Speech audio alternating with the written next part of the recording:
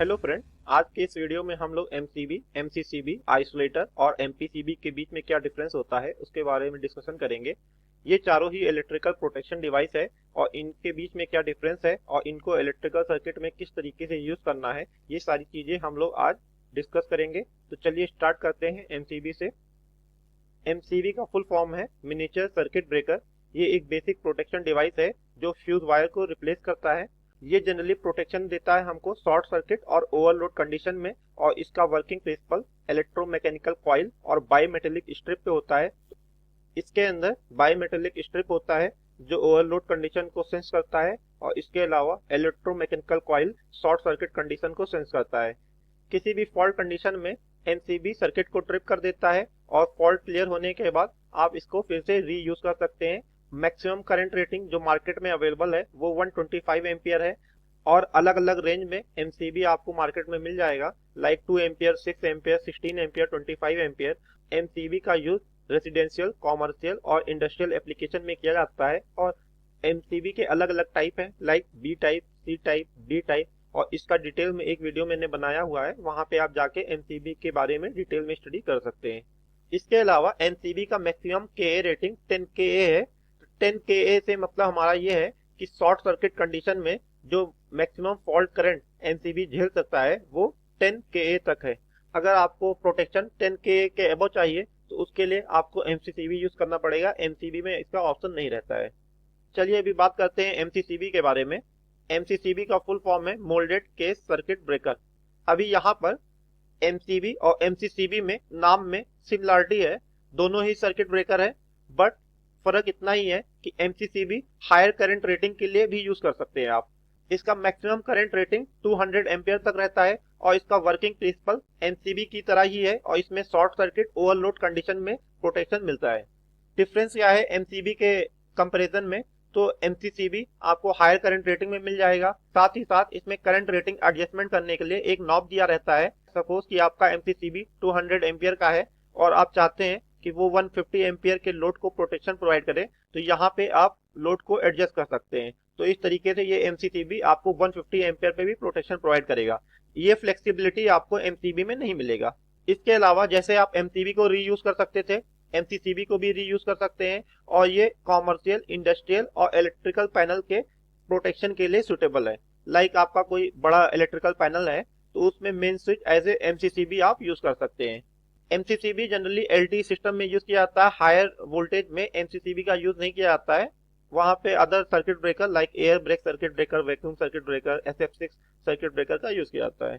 अभी दूसरा major difference MCB और एमसीसीबी के बीच में ये है कि एमसीसीबी में कई सारे एड ऑन फीचर्स होते हैं। एड ऑन फीचर्स हम लोग आगे के पार्ट में देखेंगे। यहाँ पे के रेटिंग के बारे में डिस्कशन कर लेते हैं। तो एमसीसीबी का के रेटिंग 200 के तक रहता है। इसका मतलब ये हुआ कि as compare to MCB, MCCB का के रेटिंग हायर साइड में रहता है। एक इंपॉर्टेंट पॉइंट यहाँ पे ये है, किसी भी करंट रेटिंग के लिए अगर आप के रेटिंग हायर चाहते हैं तो जैसा जैसा के रेटिंग का रेंज बढ़ेगा आपका एमसीसीबी का रेट भी बढ़ता जाएगा। आपको जस्टिफिकेशन के साथ के रेटिंग सेलेक्ट करना चाहिए ताकि आपका सिस्टम का कॉस्ट ज्यादा ना बढ़े। तो इस तरीके से एमसीबी और एमसीसीबी में मेजर डिफरेंस ये हो गया, एक तो करंट रेंज का डिफरेंस हो गया, दूसरा करंट एडजस्टमेंट कर सकते हो आप, ट्रिपिंग करंट को एडजस्ट कर सकते हो। के रेटिंग एमसीसीबी में हायर एंड में रहता है, और उसके अलावा एड ऑन फीचर्स होते हैं एमसीसीबी में जो कि एमसीबी में नहीं मिलते हैं। अभी एड ऑन फीचर्स की बात करें तो ये एक लेटेस्ट एमसीसीबी का फ्रंट व्यू है, और इसमें आपको एक एलसीडी स्क्रीन दिख रहा है। तो एलसीडी स्क्रीन पे आपको current, voltage, current flow, fault monitoring condition, ये सारी इंफॉर्मेशन आपको स्क्रीन पे मिल जाएगा। साथ ही साथ इसमें कई सारे कम्युनिकेशन पोर्ट है, तो जो भी इंफॉर्मेशन इस स्विच से आपको चाहिए वो अदर सिस्टम पे लेके जा सकते हैं। इस तरीके से कुछ एमसीसीबी स्मार्ट होते हैं और वो स्मार्ट तरीके से डाटा को एनालिसिस करने के लिए यूज किए जाते हैं। इसके अलावा एमसीसीबी में ऑक्सिलरी रिलीज, ऑक्सिलरी स्विच होते हैं, like shunt trip, under voltage release, electrical alarm switch. ये सारी चीजें यूज की जाती हैं ताकि एमसीसीबी को रिमोट से ऑपरेट कर सके, उसके कंडीशन को मॉनिटर किया जा सके और सिस्टम को इम्प्रूव किया जा सके।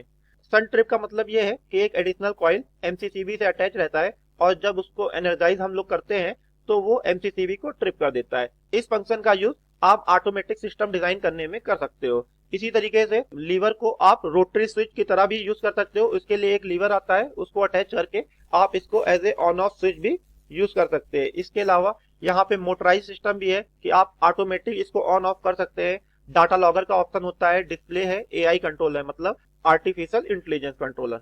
यहाँ पे एमसीसीबी को रोटरी हैंडल से अटैच किया हुआ है, तो आप जैसे ही नॉब को ऑन ऑफ करेंगे सिंपली, तो आपका एमसीसीबी ऑपरेट होगा।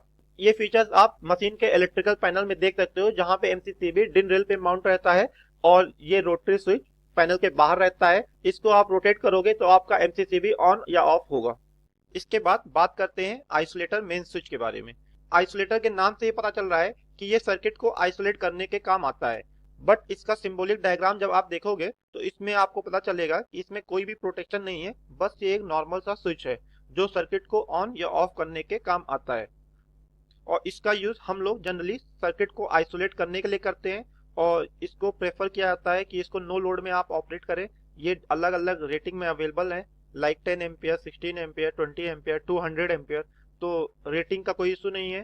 सर्किट में प्रोटेक्शन प्रोवाइड करने के लिए आइसोलेटर स्विच के साथ एचआरसी फ्यूज लगाया जाता है। सिंपल मेन स्विच में आइसोलेटर के साथ फ्यूज बेस आता है, तो इसमें सिंपल बेसिक प्रोटेक्शन आपको मिल जाता है और ये लो कॉस्ट सिस्टम है, तो आपका कॉस्टिंग भी कम रहता है। और जनरली छोटे इंडस्ट्रीज में जहाँ पे कॉस्ट का कंस्ट्रेंट रहता है, वहाँ पे आइसोलेटर मेन स्विच यूज करते हैं।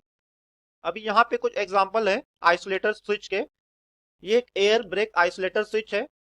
इसका यूज आप लोगों ने इलेक्ट्रिकल सिस्टम या इलेक्ट्रिकल पोल पे देखा होगा, जहाँ पे इलेक्ट्रिशियन इसको ऑपरेट करके सर्किट को आइसोलेट करता है और उस पे वर्क करता है सेफ्टी के साथ। सिमिलरली ये एक रोटरी आइसोलेटर स्विच है। ये आपको छोटे इलेक्ट्रिकल पैनल में as a on off switch दिख जाएगा। अभी बात कर लेते हैं एमपीसीबी के बारे में। एमपीसीबी का फुल फॉर्म है मोटर प्रोटेक्शन सर्किट ब्रेकर। तो नाम से ही क्लियर है कि इसका यूज मोटर के प्रोटेक्शन के लिए किया जाता है। इसका working principle near to MCB और एमसीसीबी के है, बट इसका शॉर्ट सर्किट और ओवरलोड ट्रिपिंग कैरेक्टरिस्टिक को मैच किया गया है मोटर के कैरेक्टर के हिसाब से। तो ये बेटर प्रोटेक्शन प्रोवाइड करता है मोटर के लिए। और इसमें ट्रिपिंग करंट रेंज आप एडजस्ट कर सकते हो। यहाँ पे एक नॉब रहता है जिसमें आप रेंज को सिलेक्ट कर सकते हो। लाइक आपका एमपीसीबी 10 एम्पियर का है और आपके मोटर का करंट 5 एम्पियर है, तो यहाँ पे नॉब को एडजस्ट करके आप उसको 5 एम्पियर पे सेट कर सकते हो। इसके अलावा इसमें कई सारे एड ऑन फीचर्स रहते हैं, like shunt trip, add on contact, alarm system. इस तरीके से एमपीसीबी कन्वेंशनल ओवरलोड रिले और एमसीबी से बेटर प्रोटेक्शन देता है आपके मोटर को। और इसमें एक फीचर्स ये भी है कि ये फेस अनबैलेंस और फेस लॉस को भी सेंस करता है और मोटर को इमीडिएट ट्रिप कर देता है। इस तरीके से ये मोटर के प्रोटेक्शन के लिए यूज किया जाता है और इसकी मदद से आप मोटर का लाइफ को इंक्रीज कर सकते हैं। इस तरीके से हम लोगों ने एमसीबी, एमसीसीबी, एमपीसीबी और आइसोलेटर के बीच में क्या डिफरेंसेस है वो देखें। यहाँ पे इसको लिस्ट आउट किया है।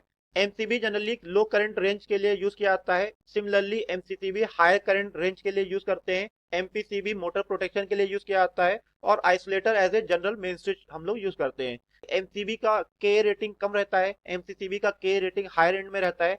एमपीसीबी का के रेटिंग जनरली एमसीबी के नियर अबाउट रहता है और आइसोलेटर स्विच में के रेटिंग का कुछ लेना देना नहीं रहता है। सिमिलरली एमसीबी का ट्रिपिंग रेंज आप एडजस्ट नहीं कर सकते हो, वो फिक्स आता है। एमसीसीबी में, एमपीसीबी में वो आप एडजस्ट कर सकते हो। आइसोलेटर स्विच के लिए ये एप्लीकेबल नहीं है। इसके बाद हम लोग एक सर्किट के हेल्प से एमसीबी, एमसीसीबी, एमपीसीबी और आइसोलेटर का यूज किस तरीके से करना है वो देखेंगे। हमारे पास एक प्रोडक्शन प्लांट है जिसमें एक छोटा सा सब स्टेशन है। सब स्टेशन से एक cable main power distribution panel में आ जाएगा। यहाँ से अलग अलग केबल अलग अलग सब डिस्ट्रीब्यूशन पैनल को जाएगा। तो यहाँ पे हम लोग एक सर्किट के बारे में डिस्कस करेंगे। तो एक सर्किट का केबल निकल कर आइसोलेटर मेन स्विच में आएगा। उसके जस्ट बगल में एक सब डिस्ट्रीब्यूशन बॉक्स रहेगा जिसमें HRC fuse based protection provide किया गया है। तो इस तरीके से यहाँ पे आपने आइसोलेटर मेन स्विच यूज कर लिया। अभी इस सब डिस्ट्रीब्यूशन बॉक्स या सब डीबी से एक सर्किट निकलेगा और आपके मशीन के इलेक्ट्रिकल पैनल में आएगा। तो मशीन का इलेक्ट्रिकल पैनल का मेन स्विच हम लोगों ने एमसीसीबी यूज कर लिया। तो इस तरीके से मशीन के इलेक्ट्रिकल पैनल को ओवरऑल प्रोटेक्शन मिल जाएगा एमसीसीबी के हेल्प से। अभी यहाँ पे अलग अलग कंट्रोल सर्किट और पावर सर्किट है। तो पावर सर्किट में एक मोटर है, तो मोटर को प्रोटेक्शन देने के लिए एक एमपीसीबी यूज कर लिया और मोटर को कनेक्ट कर दिया। सिमिलरली अदर लोड को प्रोटेक्शन प्रोवाइड करने के लिए एमसीबी यूज किया। इस तरीके से एक पिक्चर इन चारों इलेक्ट्रिकल प्रोटेक्शन डिवाइस का आपको क्लियर हो गया होगा। Thank you for watching my video. Keep watching and subscribe my channel for latest video and update. Thank you.